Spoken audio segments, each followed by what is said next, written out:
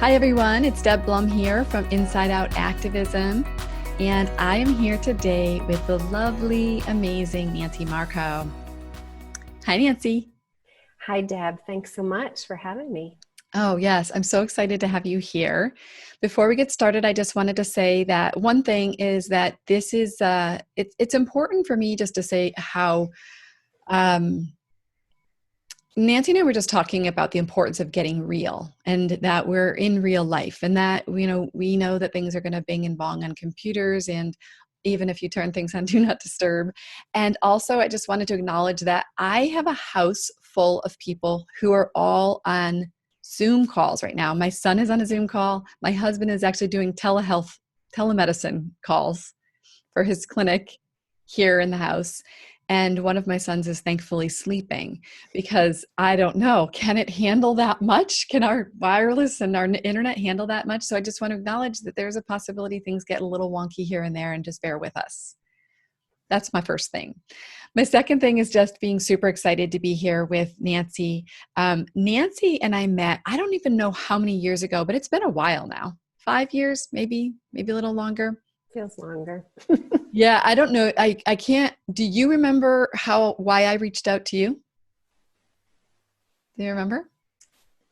I don't. Yeah. I know it had Enneagram with it, It but did. It did. Well, so I had already been an Enneagram fan, but there were a couple things happening for me. One is I wasn't exactly sure which type I was.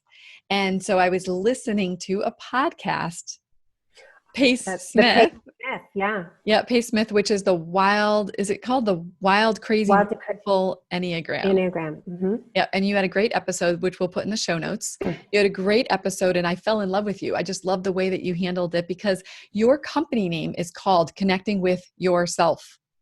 Connecting you with with yourself. yourself. Yes, Yeah. and I think that was part of it too because that was, I knew that was my journey. I knew that was the path I was on. Was like, how can I come back to myself? How can I connect to myself?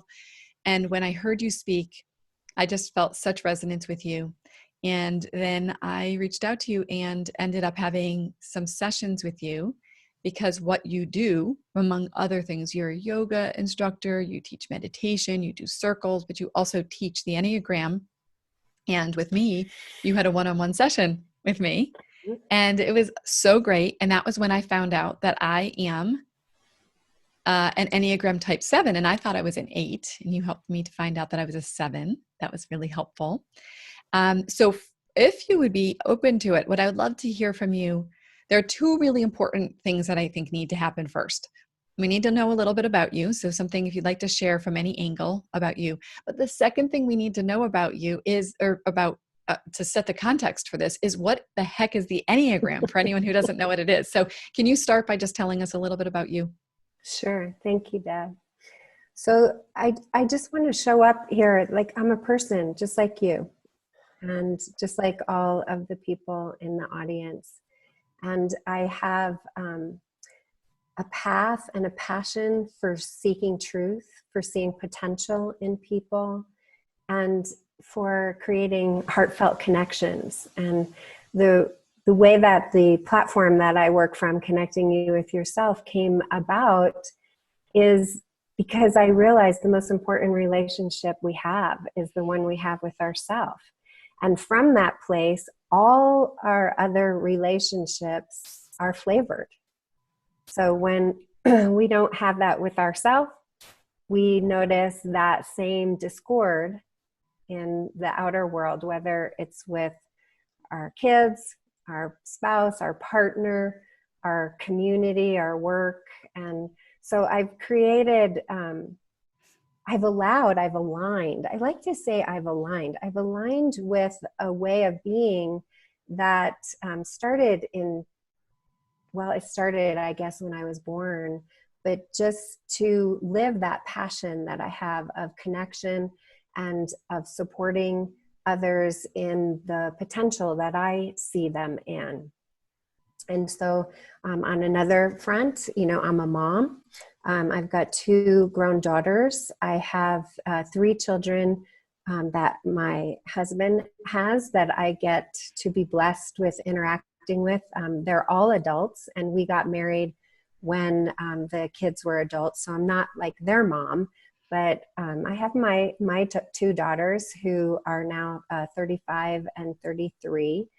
And we live in Morrison, Colorado, and I feel extremely blessed to be here. And as you said, I'm a yoga teacher. I am an Enneagram teacher.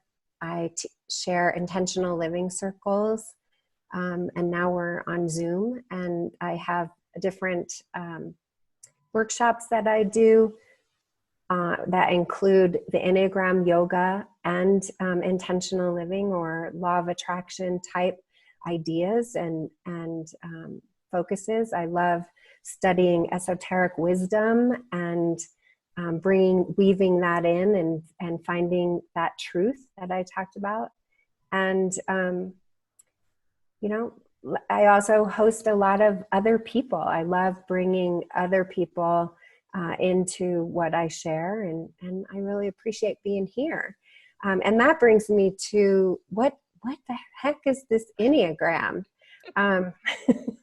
So the popular Enneagram is the Enneagram of personalities. And so if one does a Google search on Enneagram, ENNEA, and then GRAM, it's Ennea is the Greek for 9, and gram is means a symbol. You will find that it's a typology, and the typology exposes the personality. And so why you think, why you feel, and why you act the way you do. It explains your habitual patterns. And the Enneagram explains 9 lenses. So we each have a lens that we see through. And without awareness, our lens is kind of blocking us. I can see Deb, but not really. And the Enneagram helps us to widen that lens. You're not going to lose your personality. You really can't get rid of it. In fact, the more that we resist what is the ego, which was taught big time when I was on my first part of the journey, they would be like, get rid of the ego, get rid of the ego. The more we get rid of the ego, the more covert it gets and the more powerful it gets. And Deb and I were talking about that the ego holds a lot of our shadow, and the more we resist it, the more it drives us, the more it controls us. But the Enneagram is way more than just a typology. So as you dive in, you go, well, where does all this come from? And it comes from the ancient Enneagram wisdom, the wisdom that's been around for, nobody knows, 5,000, 4,000 years, where the typology was just put together by a group of scientists. So the typology is very scientific. Back in the 60s, 70s, the ancient wisdom is esoteric, and it weaves in all the truths. It's not saying the Enneagram is truth. It's saying the Enneagram is one way to look at the truths that are out there. It doesn't contradict any religion or any, in fact, it includes all the ancient religions and a lot of other things, astrology, any of the esoteric teachings, and even the law of attraction fits perfectly with the Enneagram. My studies in yoga fit perfectly with the Enneagram. So it's not something to be afraid of, and it always invokes a path of finding the truth within yourself. So I say that to all my students. It's, there's a lot of people teaching Enneagram. The Enneagram is taught with a lot of opposing ideas, and that's because of these 9 lenses. So there's 9 ways to teach the Enneagram. Mm-hmm. So it doesn't lessen the value of it. It actually demonstrates what it's trying to teach, to broaden and consider, oh, there's another way to look at who I am and who another person is. And I just want to end with the symbol of the Enneagram is a circle, a triangle, and a hexad. And each of those is a sacred symbol. And each of those contains a law of energy. The law of 1 is to remember our wholeness. the law of three is the triangle. And that, I love to use that as it's about the Trinity. But I love to use it as a reminder. There's my way, there's your way, and then there's the way that we come together, the three sides, the magic of three. And then the hexad is this jagged looking thing that goes up and down. And it's the law of seven, which I'm really simplifying these, but it's about change. And we're in a time of change. We're in a time of uncertainty where things are up, things are down. We don't know where we're going. We really don't. And the hexad reminds us to not hold on. So that our reactivity is to hold on to what is familiar. And the hexad says, open your palms, open your hands, and be curious about what the journey is, and to accept the change. Mm. That's great. I've never heard you explain it, because I think I came in to the times that I've listened to you, you've spoken about the Enneagram from the place of other people knowing what the Enneagram is. Like you've been on podcasts about the Enneagram. Mm-hmm. So that was helpful to hear you explain it that way. Good. Yeah. And I just want to call out a couple of things that, for one, I just really appreciate that you calling out that this time in our lives is really, I think there's always an invitation for change, but I think that there's a particular invitation for change right now. And so I really appreciate that. I also love just calling out this idea of wholeness, and that wholeness really does need to include the ego, and that it's really about, and I know there are just so many people who talk about transcending the ego, or getting rid of the ego. And I like that you're bringing attention to that. You can actually befriend the ego. And it's sort of, maybe we don't need the ego to unconsciously be driving everything that we do, and we can get into the driver's seat, but there's some really important information to learn about and from the ego. Yeah. Russ Hudson, who is internationally famous and one of my favorite teachers of the Enneagram to listen to, he shared, and it really sat with me. He said, he talked about the ego in the context of that there is the ego, and our idea with the Enneagram is to grow up the ego, to allow the ego to realize all that is. And he said the goal is to have the ego be the dutiful servant of the essence, and not from a place of servitude in that it is less than, but that it understands its role.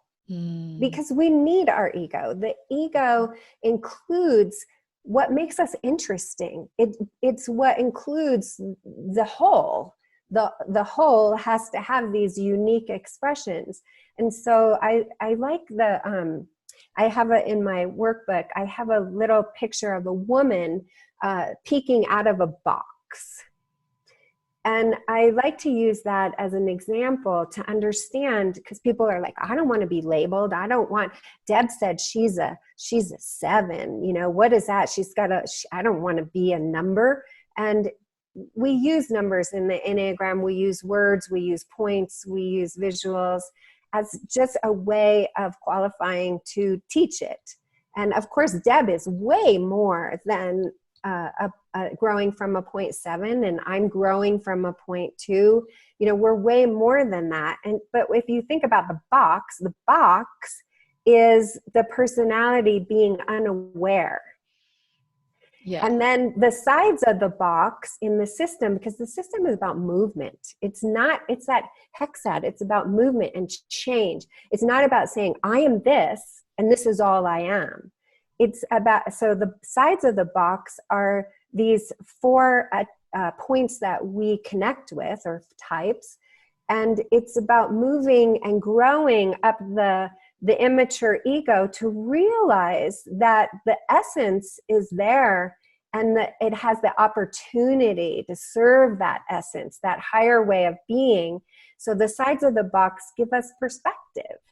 And then the last part is to realize there is no top on the box. Mm-hmm.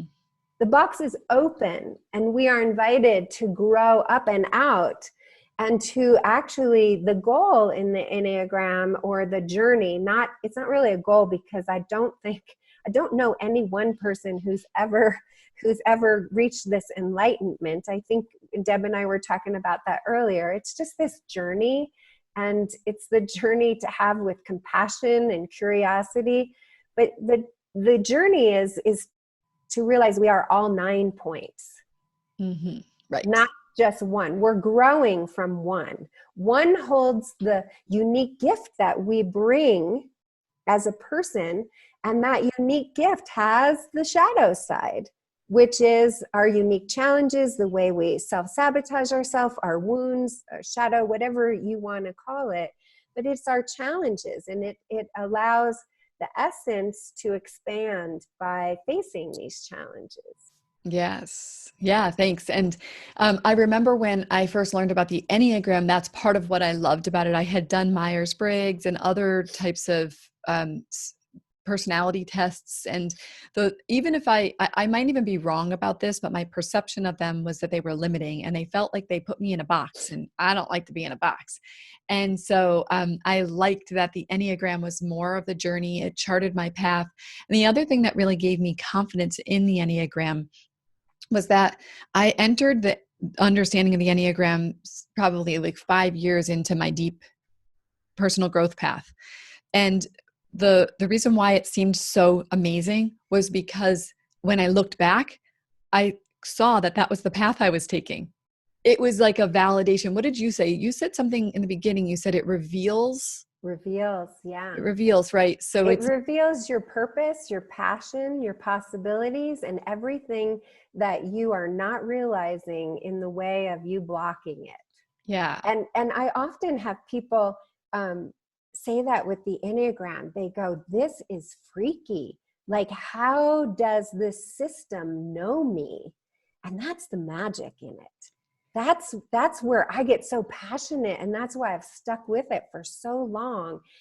The other typologies they're great, but they are about identification. So they are about slapping that label on your head, and there's benefit in that. I'm not ditching any of them. There's a lot of benefit in using it as a tool, especially for team building.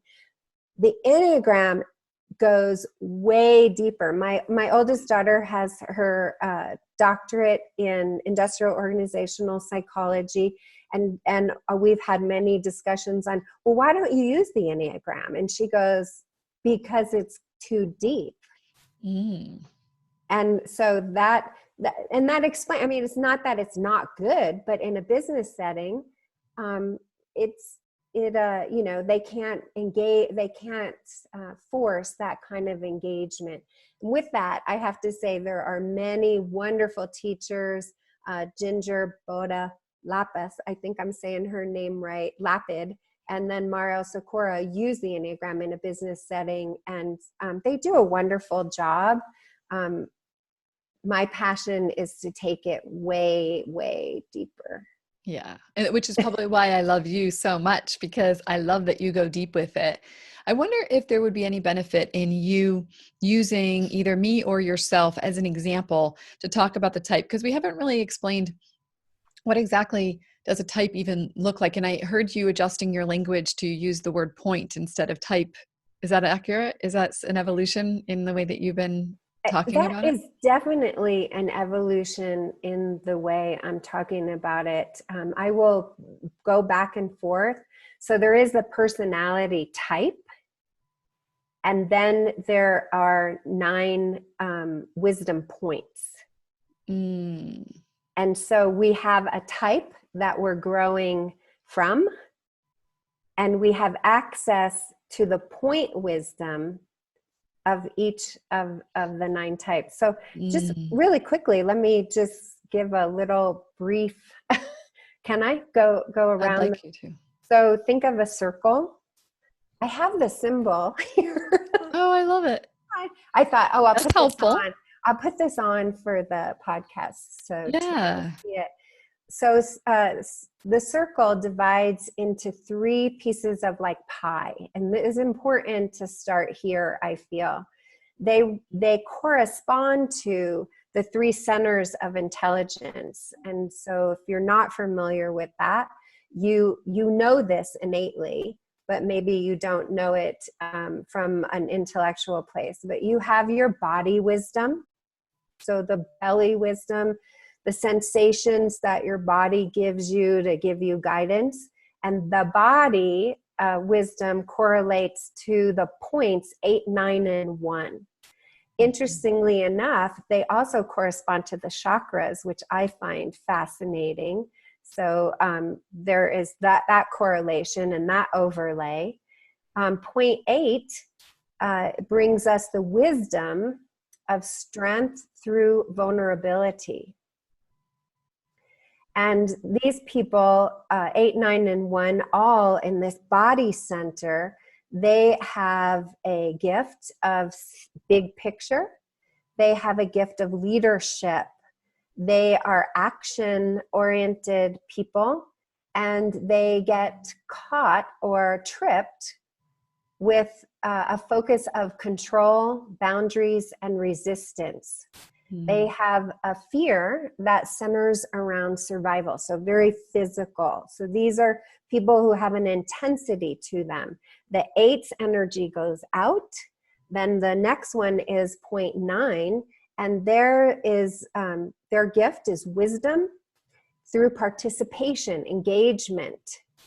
These people, their energy kind of it goes both ways. It goes out, it goes in. And they're like called the peaceful leader, the mediator leader. They're gonna, like, the 8 is gonna be this dynamic person. The 9 is more of a reserved, seeing all sides, more focused on getting along. And then the last one is the 1. And they are, their gift that they bring us is integrity, and it comes through serenity. So they are the leaders who keep us in order, in that the word is described as they bring out the, how may I want to say this? They're often called the perfectionists, but I think that's a misleading word, because that can be negative to a lot of people. They show us the perfection in the imperfection, acceptance and patience. So then the next group, the 2, 3, 4, is related to the heart intelligence, and this is the emotional intelligence. And that is, I think, really fired up right now. And maybe because I'm a heart type, that's why I think that. So maybe it's not true for Deb at being the head type, the last type. But this is where we have the invitation to have our emotions without becoming them. So we want to have our emotions. We want to have the full spectrum, and that's point 4. Is this the gift that point 4 gives us is depth. It's to remind us that we are human, and emotions are part of that human experience. And it is a full spectrum. It's not just this tiny, oh, I have to be positive all the time, nor is it, oh, I want to identify with drama all the time. It's stepping back and saying, oh, this is real. I'm going to have this full spectrum of my being, but I don't have to become those emotions. So it's depth through emotional balance that the 4 gives us. And the journey of these 3 heart types is to step from guilt, longing, lack into unconditional love. And this is the point wisdom for all of us, is how this is connecting you with yourself. How are you in love with yourself? Because if you're not in love with yourself, you can't share love with the world. And then point 3 takes us to what we were talking about. The point 3 wisdom, the gift that point 3 shares with us is to show up as the achiever, the magnificent one, the motivator, through authenticity, honesty. And so owning, we have this shadow. Don't deny it. Hold it. And hold it with everything that is in between the shadow and what our ego wants to project as an image. And so to hold all of it as who we are, and to show up authentically as what you said, real, showing up real. And then the last one is point 2, the point I'm growing from. And the gift that point 2 shares is connection, service, helping, responding. I like that. It's responding through humility.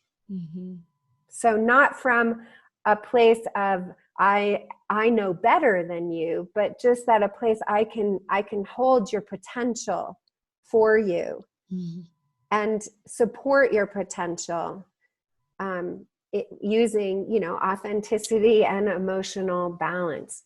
The last part of this, and I'm purposefully popcorning around because there is no value in holding any of the numbers are just placeholders. Right. They don't, no number is better than another number.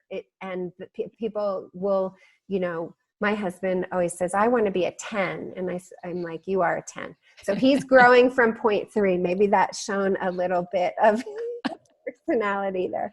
But the last 3 types embody this head wisdom. And when we're talking about the head, there we get into this idea that we have ego, we have logic, we have knowledge, little k knowledge, we have all our experiences. They allow Deb and I to be talking right now. They allow, that knowledge allows people to understand my words, to put together the concepts that I'm sharing.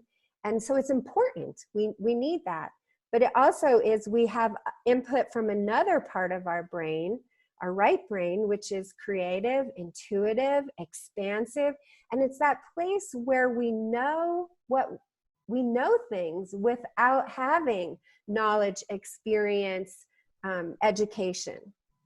And so when we come to the head types, what is most important is to think about this right brain, left brain, integration, whole brain.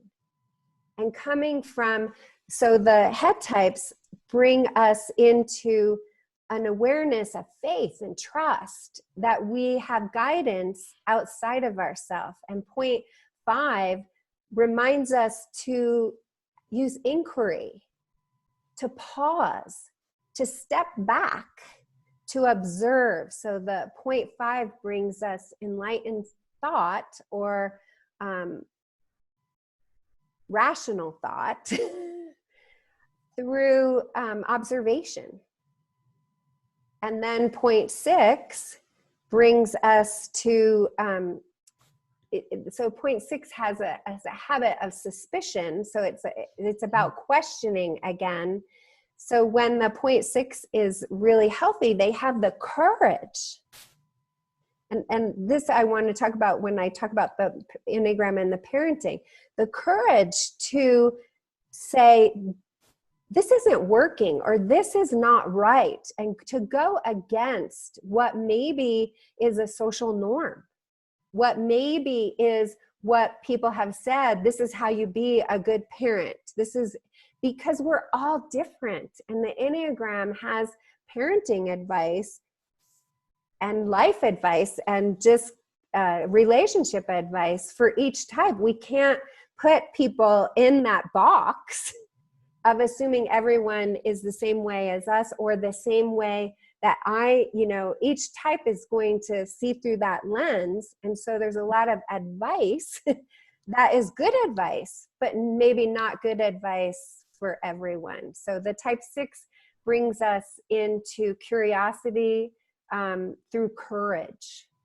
the courage to do the work, and the courage to tap into what is our inner guidance. What do we know from this intuition that might challenge what we know from knowledge? So the type 6 is the place where we face the ego, not from a place of judging it, but from that place of having the courage to grow it up.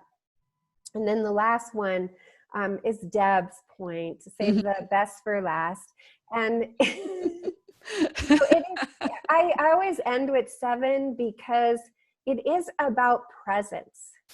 So it is about joyful presence, and bringing that joyful presence, which can be difficult for the type 7, because the type 7 brings enthusiasm and again, that curiosity, that mental place, that journey there of coming out of mental angst and seeing the possibilities. The 7's really good at reminding us what is possible. So as we're running that jagged line of the hexad, we end at 7, where we have done the whole journey. And then we say, okay, what's possible here to taste, to touch, to explore, to experience? What are my options? So the 7 brings us options through presence, which can feel very opposite. So the 7 wants to go and taste and explore and plan. And what they learn is they can't do that. That just creates frenetic experiences. And they have to do it through taking a breath, being right here, right now, and getting and seeing gratitude for what is. And from that place of presence, then they take us into the options and the possibilities. Yeah. Thanks. That was really a fun little journey to go on. And I know the types, but I love listening to how you explain them. And as a 7, I know for me, that's been my journey is, how do I have often felt that frenetic energy. I still have to catch myself. I'll go into ideation and, want to grab something, move, do something different, make a change. And now I just do have the ability, the awareness to be able to pull myself back in and say, oh, wait, you know what? I noticed that energy. That's familiar. Yes. And I know that I'm far more effective when I come into presence and when I can actually slow things down. So I almost never do anything anymore without giving myself a day or two before I act on it. Because so often I laugh about 7s because often we can have a conversation with somebody and then it's as if we did it. And so it's no longer interesting anymore, so I can talk about an idea and be so excited about launching some new thing. And then the other person thinks we're doing that. And the next day I wake up and I'm already done. You're done. Yeah. I'm not interested anymore. So there's a real, like a cautionary tale for people who work with 7s. Yeah. Well, and what you're highlighting is so beautifully, thank you, is that could be misunderstood by others. People could be frustrated. Well, I thought Deb and I were doing that. And just understanding this lens of each of the types of the 7 that was enough. Yeah. Got to move on to something new. That was your toe in the water, because the 7's journey is just, the 7 energy is to get us out, to explore, to see the possibilities and the options. But the 7's challenge is to stay with it. Yeah. Yeah. Is that presence. Yeah.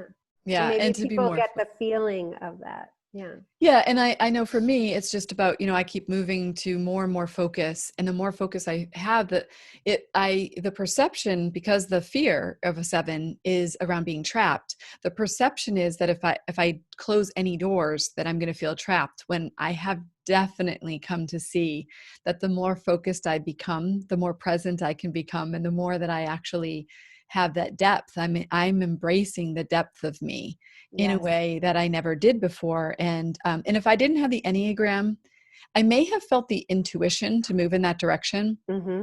But what I do feel about the Enneagram is that it's actually validated my experience. It's validated who I am. I feel less rejecting of who I am. And I'm embracing who I am more because I'm like, oh, wait, so this is actually real about me. These are real things.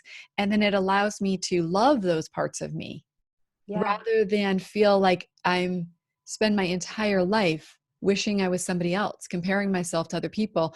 Instead, I'm like, no, I stay in my lane. This is who I am. I need to contend with me. Right. That's you growing up, that Yeah. immature ego. And as we do that, and you mentioned the fears, and the fears include the wounds, in the Enneagram, it's called the emotional passions and the mental fixations. Passion in the Enneagram is not a good thing. It's a bad thing. I used it earlier as a good thing. So you must understand the lingo of the Enneagram, but it's the ways that we have forgotten our essence. And each type has fears. Each center has a common fear. And then each type has a unique way that they do the fear. And that, understanding that and learning that, opens the doorway for compassion for yourself, as you just described, self-compassion. But it changes the way we interact with people, because it allows us to realize nobody is doing anything to us. Right. Each of us is just trying to be, and Exactly. often with a closed lens. And so we fall into a self-defeating way of being. And so the Enneagram invites us into saying, oh, well, if I know Deb's a type 7, I know that she's going to be that way. If I know Nancy's a type 2, the fear of the type 2 is that I'm going to lose connection. And that can play out so self-defeating, where it can be needy or manipulative, or it kind of, like, I call it sliming another person. Like you're attaching, you're courting, you're draining the other person when I'm not in my best way of being. And what that does is it actually causes disconnection, which is what I don't want. And so the journey for the 2, if there's any 2s out there, is to be the responder versus, the 2 is often described as the helper. But that, to me, when I'm falling into helper, I'm not at the healthiest way I can be, because I'm helping not from humility, but from this false pride place where I think I have something more to share, and that there's a difference. So that's where the words are so they're so challenging, because words are interpretable. But I hope people felt the difference between helping from a prideful place versus responding from a place of humility. Right. Well, isn't it sort of like a people pleasing, where we sometimes go into people pleasing in order to get our needs met? So it's like we do something for another person. We want to help another person. Sometimes it's from pride, or sometimes it's to get that need for connection met. Yeah. The people pleasing is the fixation for the 2, and it's self-defeating, because it's a mental strategy. That's funny that you would pick up on that, being a head type, because it's the mental strategy that the 2 uses to try to feel connection, to feel that love, but they're forgetting themselves because they're people pleasing. So when I'm doing that, I'm just doing it to make you feel better, so that I have a perceived connection, but it's not real connection. It's manipulation. Yeah. Well, I mean, the reason why I can pick up on it, it's not as if I don't have any people pleaser in me. We all do. We all have all of them. And that's where it's so important to learn the wisdom, and to not take it lightly. I think I want to just say this, and it's so important. The Enneagram taken lightly can be very destructive. It can destroy compassion. It can be used as a label that limits. So if I was to say, oh, Deb, that 7, that's just the way she is, that doesn't support you. Or if you were to say that about me or any of the types, if you just learn it quickly, you do a test, which tests are 40 to 60% accurate and inaccurate. Depending on, there's so many variables of how aware you are when you're taking the test. Are you under stress? Are you not? Are you realizing your less evolved self? And so on. But using it and not diving in, it really is something that requires that 6 energy, that courage to do the work, to go to the depths, to do the things that you and I talked about before we started recording, to face that shadow, to hold that shadow without resistance. Right. And that's where the benefit comes in the Enneagram. That's where the heart opens. We find that unconditional love at the heart place. We release control, resistance, and boundaries in the body wisdom. And we come up into the head wisdom, and we allow that inner guidance from the high mind, not the judgmental, critical, arrogant ego place that we can all fall into. And so I really, if you're going to take the Enneagram as a tool, I think it's important that you allow yourself time to learn it. One of the teachers at the last Enneagram conference, he said, it takes 3 years to find your type. And I thought that was a little long. I've never had anybody take that long, but I would say it takes 3 years to really understand your type. Would you agree with that? I would say so. And I think it is a journey, but I do think that it's definitely, and I think if people want to save themselves time, then I would encourage them to work with you. Because for me, I had spent a decent amount of time spinning my wheels, trying to figure out what type I was.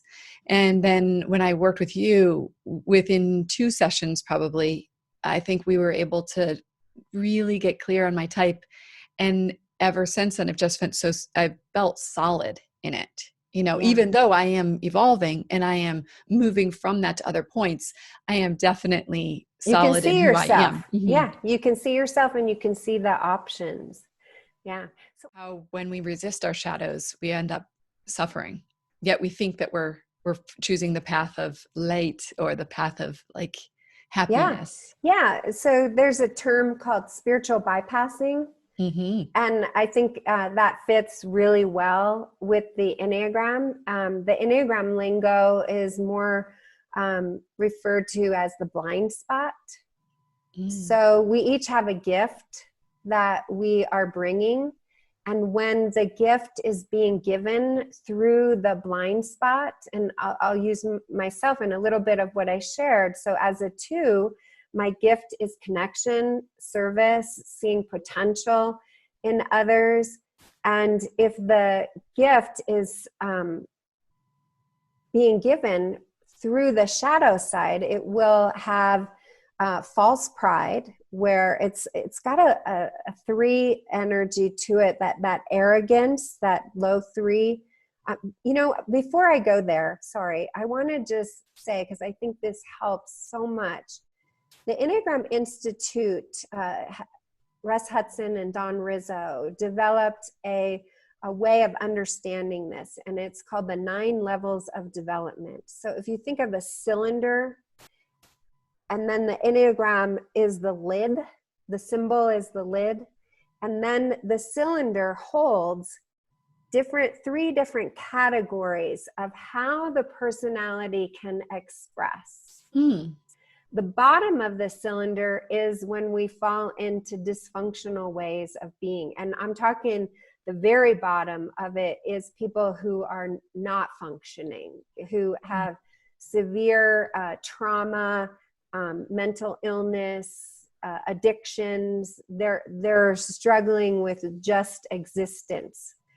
The middle part of it is the average, how each personality shows up just without awareness, just doing their thing. And most of the descriptors that you read are capturing that average level.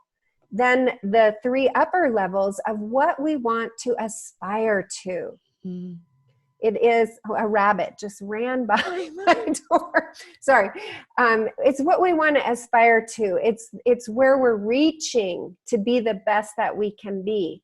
And what we're describing here is the shadow shows up obviously way big in the bottom. It's pretty active in the average, and we're transcending, or the idea of not leaving it, but transcending in the idea of growing it up into its full potential, because our ego is so important.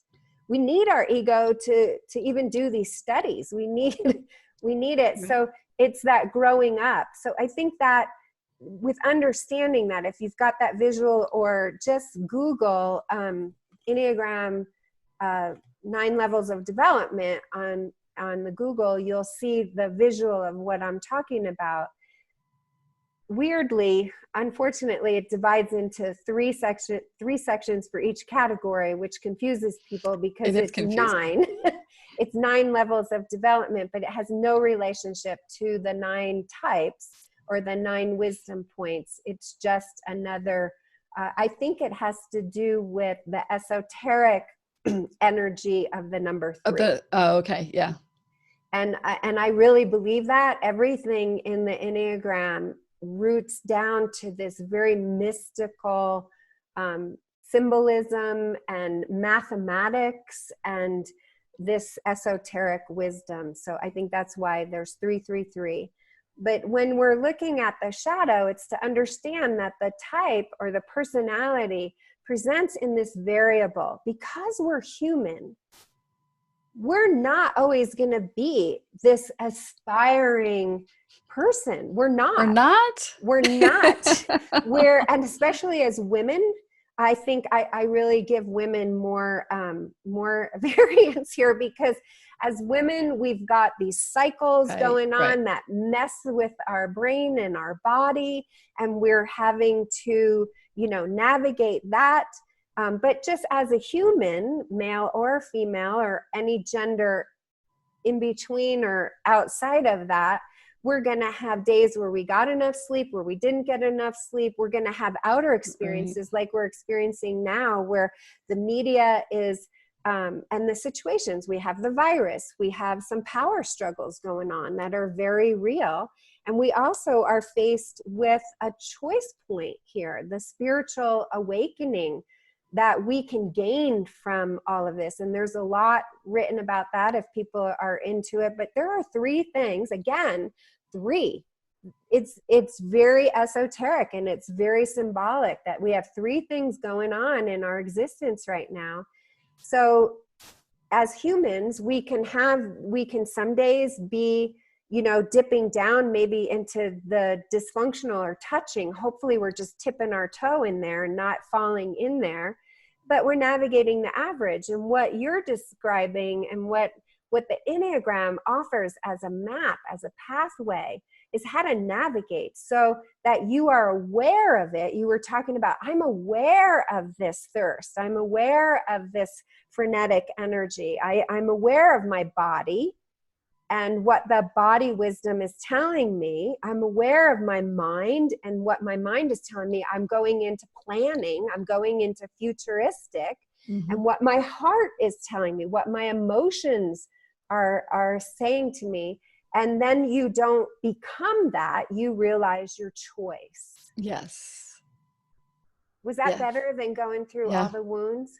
That was really helpful. And I think that what you're inviting people here to do is, well, so for one, the first invitation is if this is interesting to people and resonates with people, to consider to find out, what their type is. But I think that the invitation is for us to see that we're not, I like the word integration, by the way. I like the word integration because it's really like, what I'm doing, my journey is really like, I don't need to reject any parts of me. So even the part of me that does have that propensity toward ideation, planning, and future thinking in order to avoid the present moment. If I used to spend a lot of time wishing that to not be true because it caused me suffering. when the which made actual, it more covert. right, it was more covert. So it was there, and it was louder and much more emphatic. And I would get almost, like I'd be like swept away by it, and wouldn't even notice it happening. The more that I become aware and I integrate it and I actually love it, and I see the gifts that brings to me, but I just want to do it with conscious awareness. When I do that, I actually find myself, I feel more whole. I suffer less, because I think that, we talked before about suffering, and like I see the shadow also out, if I go outside of the Enneagram, which I know it's still in it, but just because I don't have the language for it. I mean, the shadow is really anytime anything that we don't want to embrace within ourselves. And it can be actually a positive shadow or like a negative shadow, but it's really anything. It's like, if you look outside of yourself and you see somebody and you judge that person, usually there's some part of us inside of us that's being disowned or rejected. And that's why I like to call it integration as well, because it's really it's looking at all those pieces and saying, I don't have to, you said this before, and I love this, is that I don't have to become them.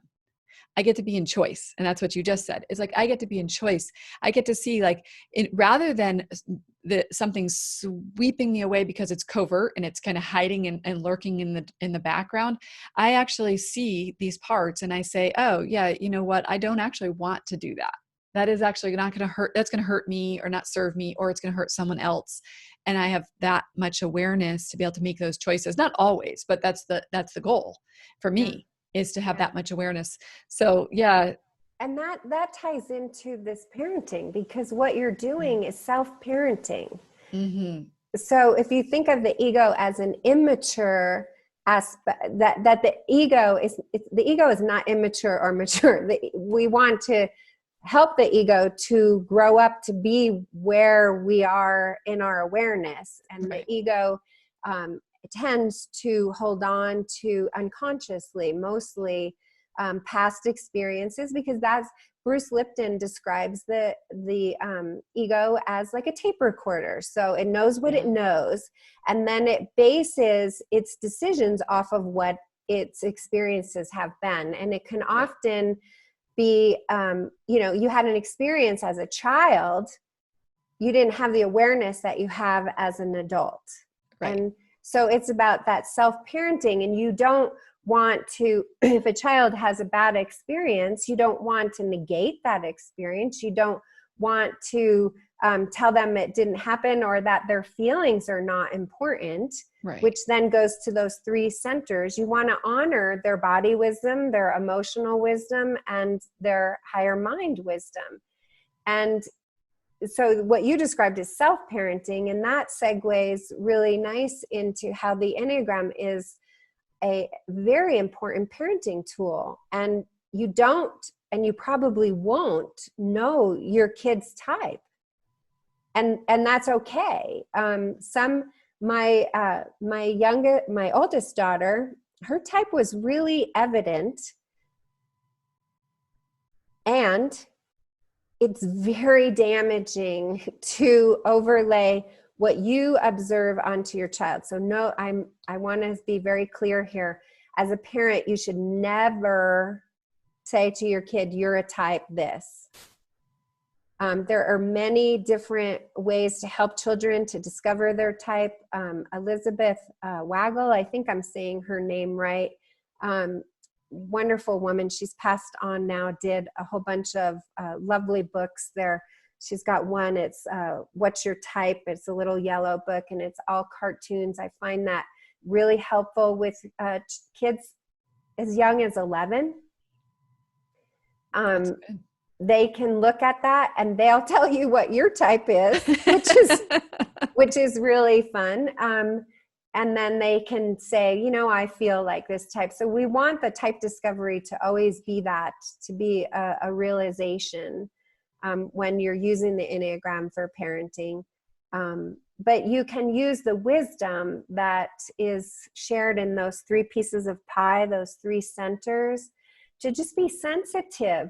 Is your child does your child have an intensity? Is boundaries, resistance, and control, is that what they're demonstrating? So that gives you a clue that the reassurance you can give them comes in the way of reminding them that you are a family, that you're there for them, that you're not betraying them, that their opinions aren't. So 8 is, at point 8, you're not betraying them. Point 9 is their opinions are important, that you're going to listen to them.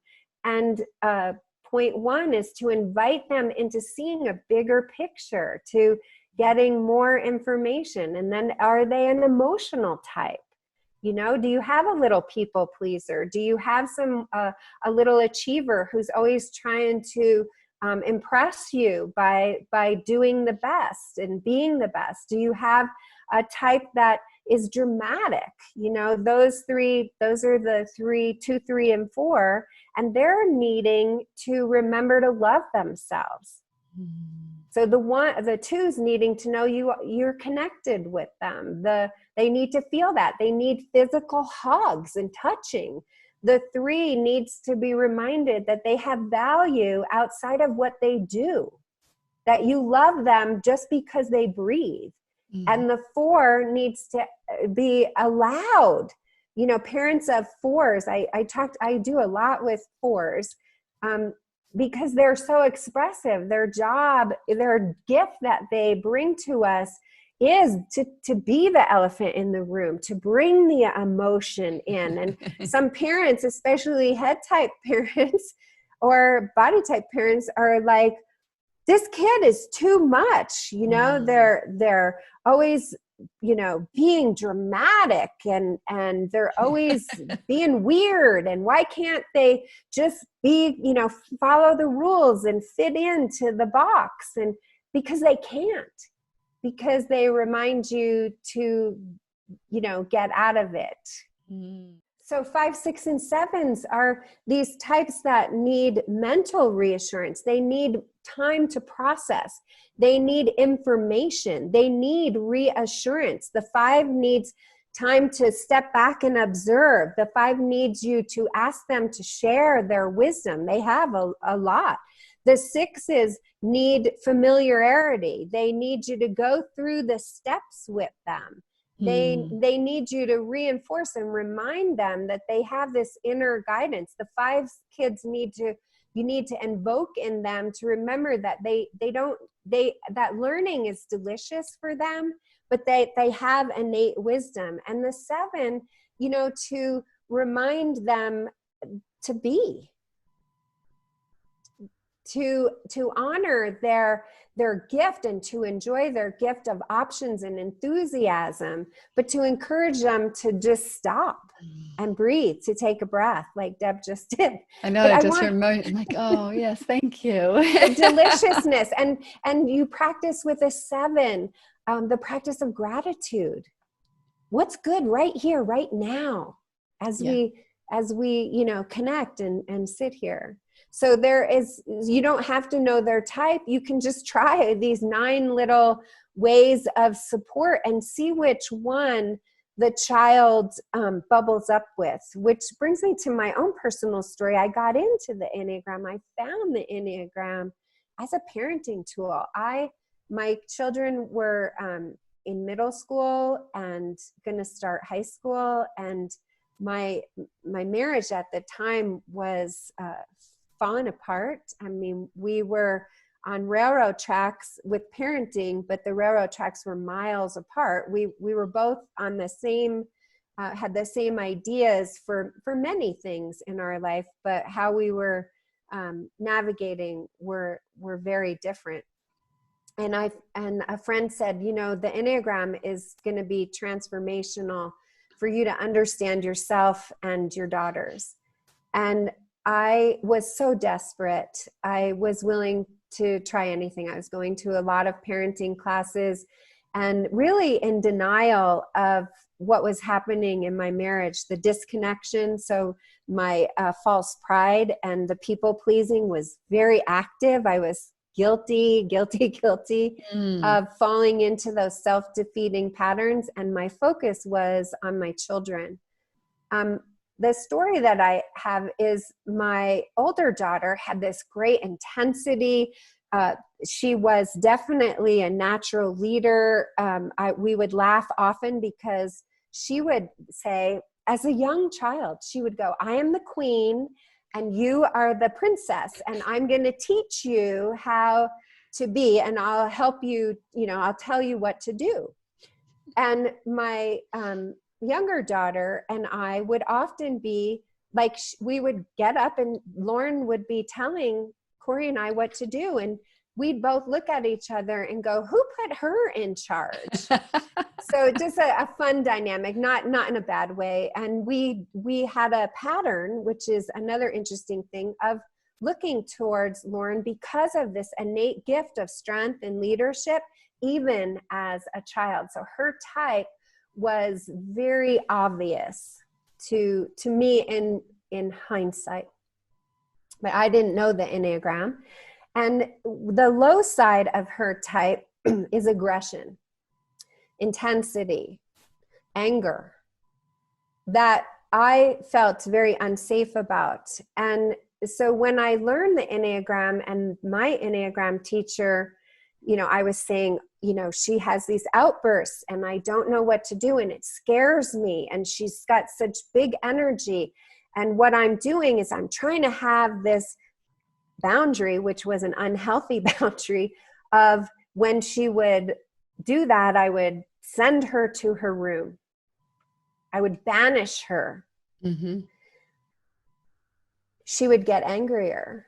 Things were not getting better. Things were getting worse. I was suffering. She was suffering. What the Enneagram taught me is my teacher said, you have to stop banishing her. Mm-hmm. Her fear, her wound is around betrayal. She's scared. When she's afraid, she steps into intensity. Mm-hmm. Her voice gets loud. She gets passionate. She's trying to control things so that she feels safer. And if you can imagine in our marriage is coming apart. Her dad is, and still is, an alcoholic, and that was becoming more destructive in the relationship. And, she was sensing that energetically and trying to take control. And so I said to my Enneagram teacher, you're kidding. She's going to hit me. If I don't have this false boundary of being dominant, things are going to go really bad. And she said, trust me, trust me. And I did. And she said, reach out to her, touch her arm, just give her connection and tell her you're there for her. You're not going to banish her to her room. And you want to hear what she has to say. You want to have that connection, which is my natural gift. She goes, don't deny the natural gift. Open your heart, but from a place of humility that you don't know what's best for her. And tell her you want to talk to her, but she has to take her intensity down. And this goes into the innate wisdom. So we don't really know the Enneagram at this point. We have a little bit ideas. We know our types. The girls had been able to identify their types. They identified mine, and then I admitted it. And my ex-husband got to identify his, and it opened up an entire new way of communicating, of relating. And the connection for me became so much more delicious between all of us, between my ex-husband, between my daughters. And I just want to, do I have more time? As long as you have time. Okay, yeah, I have time. Mm-hmm. My other daughter, just to show how different it is, my other daughter identified at 0.9. What she was doing her entire life, she was the easiest kid ever. She went along, she merged with whatever was going on. She would frequently go, I don't care, whatever. She was easygoing. She was a time bomb. And I totally was clueless to it. I just was like, oh, she's the easy one. Lauren was the more challenging. What was true was the exact opposite. In what I learned is she was merging, she was going along to get along. Her strategy was to keep the peace, to not have conflict. She felt unsafe. So she's in the same center where the fear is around control, but she would have it from an opposite way of being. So her control was to control the peace. And that meant self-forgetting. So she was not sharing what she needed. And what was true is her activities where she would just come in, she'd always be really quiet. She'd go to her room, she'd shut her door. She was disassociating. What I was doing, totally a wrong thing to do. But in my pride, I was thinking, oh, as a good parent, I need to open that door. I need to know what she's doing. I would go in her room, I would sit on her bed, and I'd be like, tell me about your day. And the more I did that, the more she was pushing me away, the more she would just merge and say whatever I wanted to hear, and the more distant we were becoming. And that was hard for me because my teacher said, you need to leave the door shut. You need to trust her innate wisdom, and you need to give her room after school to process. She has merged all day long. She has gone along to get along. You need to give her time to remember who she is, and then let her come to you. Because that invasiveness that I was doing was just putting more stress and pressure on her. Yeah. Yeah.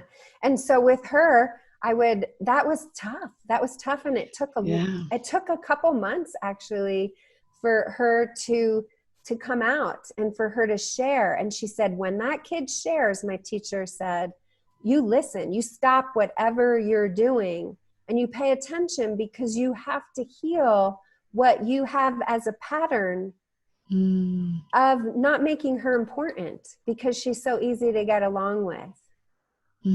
So I hope that's helpful for people to realize, and every type has that journey. Every type needs something different. Every child needs, in the Enneagram, you can Google this, it's the childhood wounds. It's what they're longing to hear, what you need to accentuate for their personality. And if you don't know their personality, do all 9. Yeah. That's great. I'll also put some of these links in the show notes, but it's interesting. So for one, thank you so much for sharing that, because I know for me, it had me, asking some questions for myself about my parenting. And, there's so much parenting advice out there that is just like a generic bit of advice. And you said before, and I'll just validate this, and that I've seen this too, is that, really what we need to be doing is all of us understanding each other better. And so I think that for parents, there's a way that I think we often do just like think we know them. We just assume we know them. And then we kind of have them a little bit in a box. And so it sounds to me like maybe the first step for parents is actually just to start to observe our children a little bit more, perhaps do a little bit of reading about the Enneagram and understanding the 9 types, but really just sitting back and observing, because it's not that they're not talking to us. Like they're sharing their personalities with us all the time, whether that's through silence or whether that's through expression, whether that's through anger and aggression. It's really, they're all different ways. And it's easy to do what you said, which is just like, look at the type. Oh, they're easy. They're just my easy kid, and then we just easily just put them in that little box, and we're just so relieved that they're our easy one. But I've always said, I think that the easiest ones are the tricksters. Like I felt that way since the kids were little, that the easier they are, you're like, oh, you know what? There's something else going on here, and I always felt like my youngest one, I think is a 9, though I've not done really any active work in typing him. But have felt some of the same things. So I'm always doing, like, at the dinner table, when he speaks, I tell everybody else to stop talking, because I'm pretty sure we have 2 sevens and a 3 at the table. So there's a lot of lot of energy and opinions and strong voices. And so as soon as my younger one opens his mouth, I'm like, and we can all handle it. It's like there's something about being a 3 or a 7. Like, we know that we have a lot to share. So to be shut down is okay. Like, okay. What do you have to say? And it's been a beautiful thing to watch more emerge, and and it's just fascinating to see that when that space is given, it's not as if he doesn't have a voice. It's easy to think, oh, they just don't have an opinion. It's not really true. It's how do we create the environment from which each child is able to grow into their most true selves and most evolved selves. And that's kind of the crux of everything, I think, is what we're talking about here. Is it's even, how do we create that environment for everybody? I really feel that that's the world we want to be living in, is an environment where we do sort of 2 things at the same time. We're both holding the truth of who the other person is. So, like, acknowledging and honoring the truth of, like, who you are, and also calling you to your highest self. Right. And so it's like, how do you have deep acceptance and also an aspirational way of living? And how do we do that for ourselves? And how do we do that for other people? And it's like it's actually more like creating the environment and cultivating that, rather than I think sometimes in parenting, I think we can get this idea that we're like we need to raise our kids to be this kind of person. Right. And then we forget to look at them, because we have our idea on, like, we have our eye on some future. And that reflects us. And that reflects us. Right. And so that's the first step, is to own our own path and to own our own process. That's actually the whole gist of Inside Out Activism, is that, really anything that we want to change in another person or out in the world, it has to start with us. We have to do our own self-reflection, right? And I remember when my husband and I were having a really hard time, I was always blaming him. It was like, it was just a constant process of blaming. And my therapist brought us through Byron Katie's work. And that was a really good cognitive process for me. Yeah. Awesome. of like taking responsibility. And then there was a point probably halfway through this journey that we've been on, so 10 years of repairing our marriage, where I went to him and I said, the only way that our marriage is going to work is if you know something that's really important. And I just have to own it right now, which is I'm married to me first. I'm the wife to me. And the only way that I'm going to be able to stay in this marriage and us to persist is if you know that about me. So everything has to start with me from now on. And it's not, and I don't know even what that's going to look like. I remember saying that to him without even understanding what I was talking about. But now in retrospect, I see what it means. You were talking about presence. And I really want to clarify, Deb's not talking about selfishness. It's talking about presence and that connection with yourself. Yeah. Yeah, exactly. And the Enneagram, this is where I'd like to start teaching the Enneagram, is with the pause, to create the space. And then we talk about the reactivity. So we all fall into reactivity. It's just how we are as humans. But what we can do is insert the pause. And that's the body center. The invitation is to just be. Take a breath. And I share funny little things on Pace's podcast. We talked about the bathroom being a very spiritual place and very socially accepted. When you notice that trigger, when you become aware by pausing, what am I sensing? What am I feeling? What am I thinking? I want to assess that, go into the bathroom, going for a walk, taking a breath. It takes practice. I still fall into reactivity, and I've been practicing this for a long time, but as I'm doing it, I'm aware, and I'm aware of that choice point. And then, so we do the next center, you ask yourself, what am I sensing? What's the reactivity here? The action I want to act upon, and then what is the emotion underneath that? And often most often, and I would say, I would be bold enough to say always, it's based in fear. There's some fear that is being activated that then stirs up those wounds, those passions, and those fixations that the Enneagram talks about. So we're reacting from a place that is going to self-sabotage ourselves. And then what are my thoughts? Are my thoughts, you know, am I falling into that tape recorder that Bruce Lipton talks about?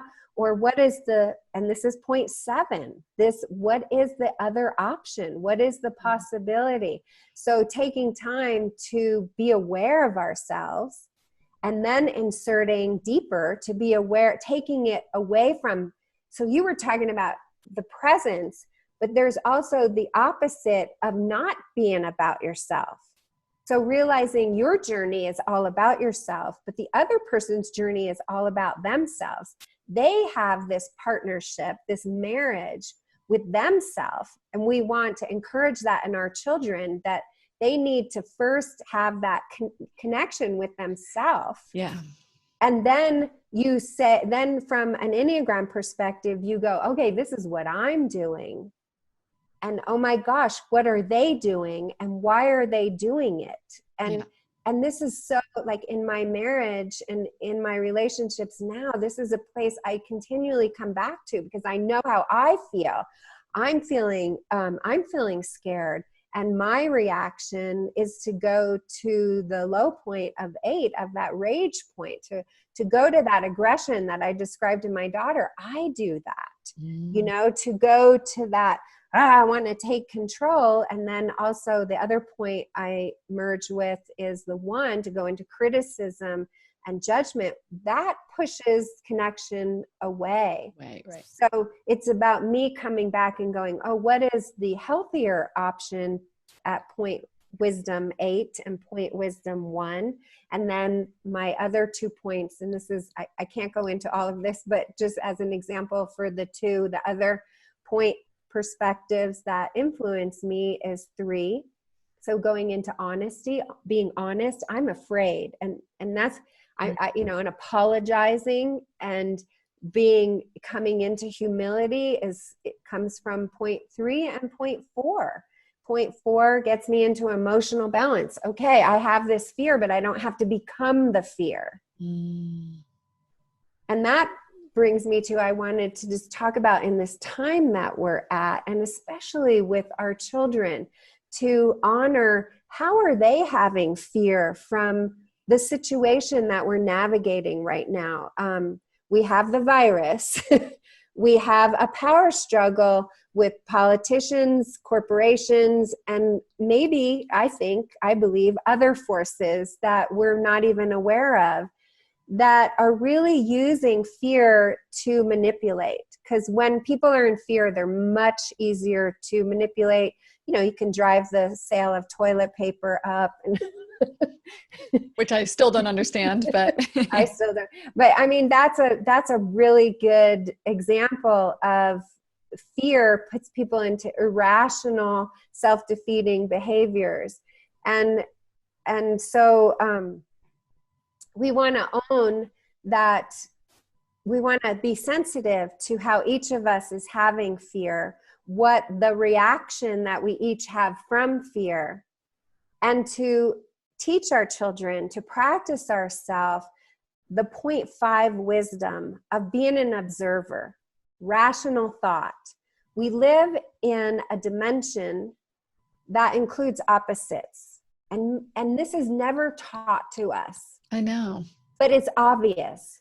In our world, in our existence, in this dimension, we have opposites. We have night and day. We have dry and wet. We have happy, we have sad. We have depressed, we have inspired. It just goes on and on. And believe me, I have challenged this to the depths. There is an opposite of everything. Love, hate, you know, there is all these opposites. And when we come to an awakening, to kind of widen the lens enough to see, oh my gosh, that is true, we start to see empowered choice, which is given gift that we have as humans called free will. And I've had many discussions with people. People think free will from a very childish place. They go, I don't have free will. I can't do what I want to do. And it's a reminder, free will is part of the mental gift. It's not about that you can do whatever you want or you can express whatever you want. It is about where are you putting your focus? And that brings us to the laws of energy. What you focus on expands. That one's easy. People get that. But the underlying one is what you resist persists. Yeah. So if you can become an observer at 0.5, if all of us can stand at 0.5, the 0.5 wisdom of stepping back with curiosity and saying, what is the opposite or the duality that is before me? There is fear. It is very real. Don't deny it. But there is also the option of calm and gratitude or appreciation or opportunity. And we can use fear. We can move fear into the middle here instead of out on the side and understand fear has a self-defeating side of keeping us stuck and suffering. But fear also energetically is a call to action. It's a call to step into that hexad, to that change, to ask yourself, what can I do? Instead of fear from, I'm stuck here, I can't do anything, I'm quarantined to my house. Well, yes, you are, that's real. But what, and this is moving from 5 beautifully along the line and into 7, what are your other options? Right. That bring you closer into presence with yourself and with what is actually unfolding, which is the third thing, you know, that spiritual awakening. We are in a time where we're physically being forced to go within. Right. And we have the opportunity to see that metaphorically as it's not about being locked in your house or being limited. It's about slowing down enough to connect with yourself. So holding both possibilities without resistance. Right. And just making a conscious choice of how am I going to show up without resisting the virus. I'm going to make smart decisions. I'm going to, I'm going to look at my diet. I'm going to look at my habits and my activities, my thought patterns, my beliefs. I'm going to take them all out and explore them. Are they supporting my health? I'm going to look at how I use my emotional guidance. Do I suppress my emotions and try to be positive all the time? Do I feel all of my emotions? Do I accept beautifully what you said? Do I accept all of who I am?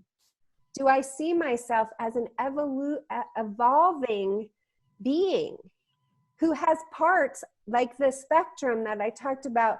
That spectrum, do I have parts that are dysfunctional? Right. Do I have parts that are self-sabotaging?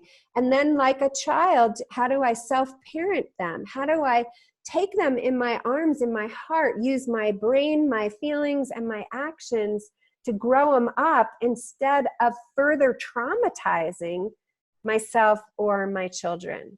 By rejecting.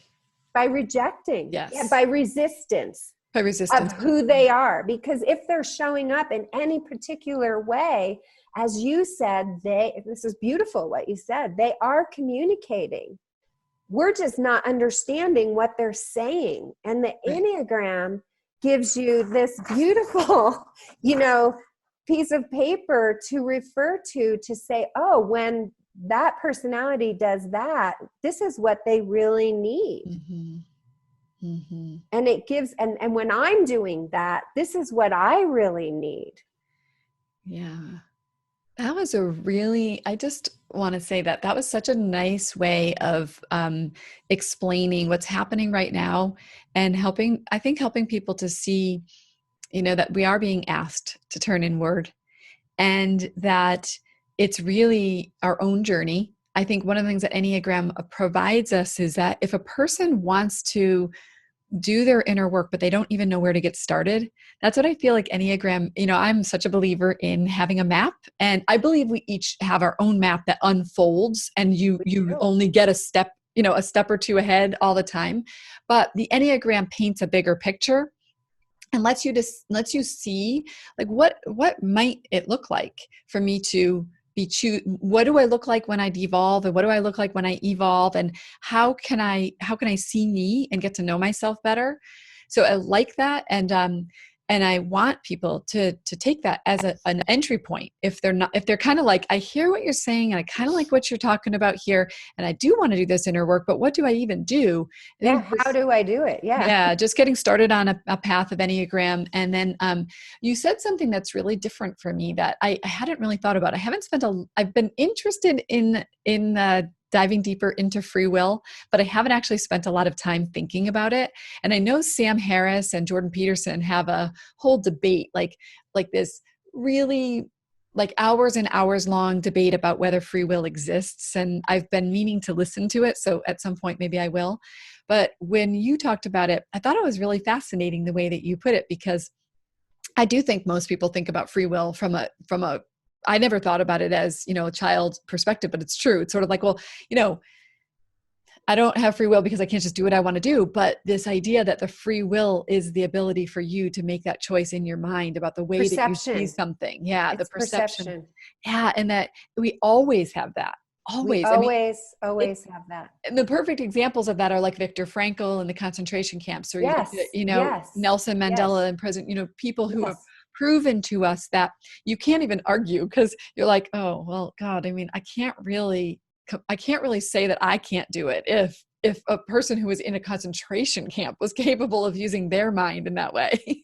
I get goosebumps when you're saying that, because that's it on my website, and the name is losing me, but I used to have, I don't know if I did it when I updated the website, but another person who was a prisoner of war in apartheid in Africa, and he does an amazing talk about the power of free will and then the transformational properties of it and the power of appreciation and gratitude. Because whatever is, which goes back to what I'm saying, whatever is causing you suffering has an opposite that takes you out of suffering. And it's not about denial at all. It's not about denying the suffering. He was in this horrible place. He had no food. Right. He had no clothing. He was naked.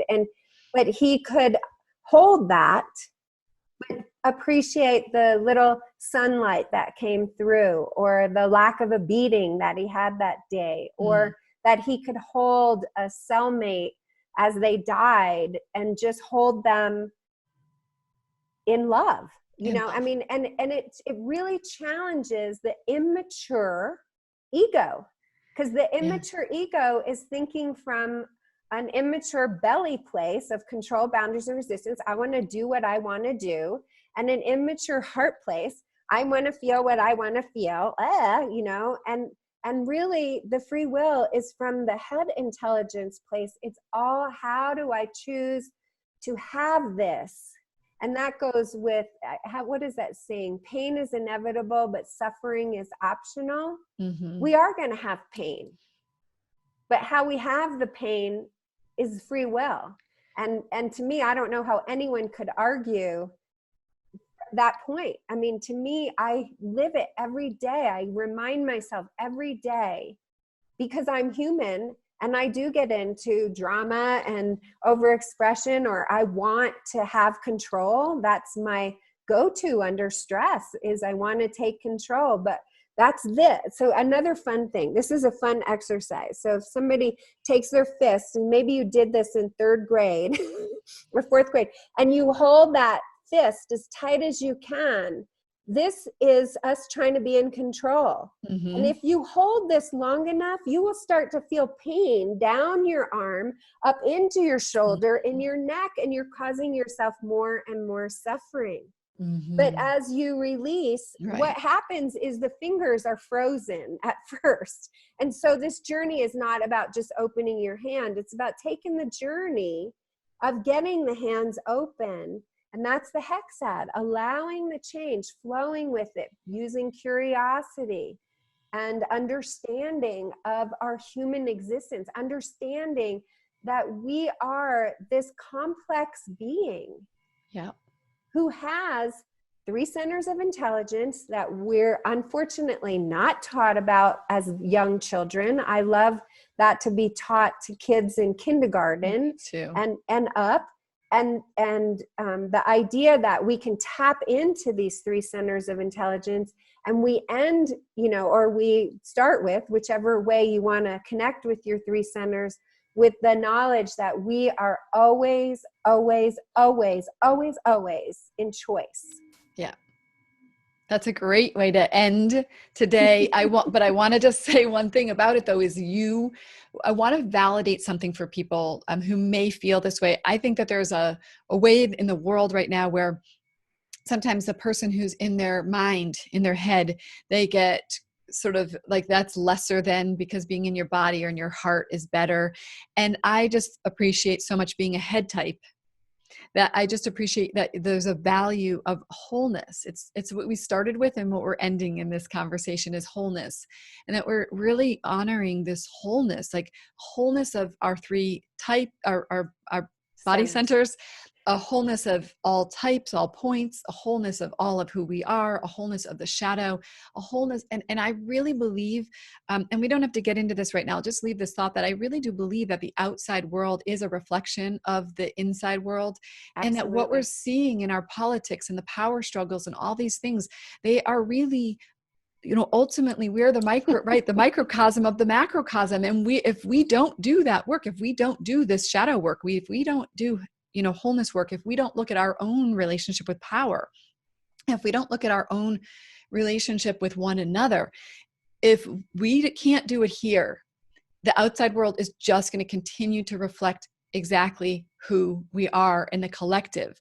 So that's my take on what's the most critical work we can be doing. And, there are activists out there doing amazing work. But again, if we're doing it from the place of unconsciousness and we're not doing our own healing, it's almost like you're going to go do a little bit and then you're going to come back and it's just going to regress. The sustainable path is the path from the inside out. The sustainable path is connecting you with yourself first. Yeah. Thank you. So how about you, you tell us this. I'm going to put this into the show notes as well, but if a person wants to do something with you, what's their first step? Do they go to your website? How can they reach you? Yeah, the best step is to go to the website. With all the changes, and I'm flowing, I was mentioning to Deb, I'm going to be doing the Enneagram teachings via Zoom. I'm going to continue to do those. I'm doing them now and finding them very successful. So go to the website, learn a little bit more about me, and all the things that I do. The website is connected to a meetup site if you're in the Denver metro area. And we get back to where we can meet in person. We can do stuff one-on-one. But right now the meetup is all Zoom events. And I'm just finishing up a course on the Enneagram. Right now we're going to be doing week 5. It's a 6-week course. It's 3 hours each session. And we use, got my little book here. We use a little workbook, so I can mail you the physical workbook. So we just need to connect, and on the website there's how to connect with me. There you can call me, you can email me, whatever you is. So the first step would just be to chat, to connect. There's no fee for that, just to find out where you're at and where you need support. Where do you want to go with it? You may be a person who already knows the Enneagram, but maybe hasn't explored it in the way that I have shared today. So I really approach the Enneagram from the place of empowered choice. Yep. And that's my passion. I'm not, so that's how I'm going to teach it to you if you're interested. But I also do just one-on-one sessions. I call myself an intuitive empowerment teacher.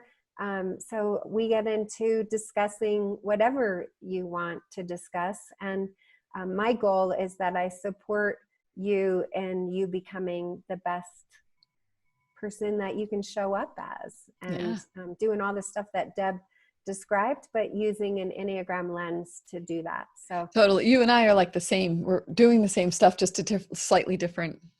Yeah. And my gosh, we need a whole bunch of us, because there's 7 billion plus people. Right. So, but you know what? It's a good, even just getting the voices out here, like our voices, talking about this and showing people other ways that they can do their work. And I think that's a great step in the right direction. Your website is actually called Connecting Connecting You. Connecting You with Yourself. No spaces, no dots, no dashes, .com. Right. And, or you can just Google my name. I love my new married name. I tease my husband. I married him for his name. There is no other Nancy Markow, Markow. And so I do pop up with Google searches, and it will take you to my website or the meetup, but do start out with the website. Yeah, that's great. I think it's really wonderful. And my own personal suggestion is to reach out to you, and even to have a session if you don't know your type. And it's a nice, I don't know. It's just like, to me, it's the way to figure it out. You don't flounder around quite as much. And I'm interested in your class. So that's very cool. I love it. Thank you so much. Is there anything else you want to share? Just any parting thoughts before we close today? I'm so grateful for you, Deb. I'm so grateful that we connected, that we aligned together, and for this time. But I just enjoy all our connection over the years. And I'm so glad that I could be here with you and hear your wisdom and how it supports what I'm passionate about. So thank you. Likewise. Thank you so much too. All right. Be well.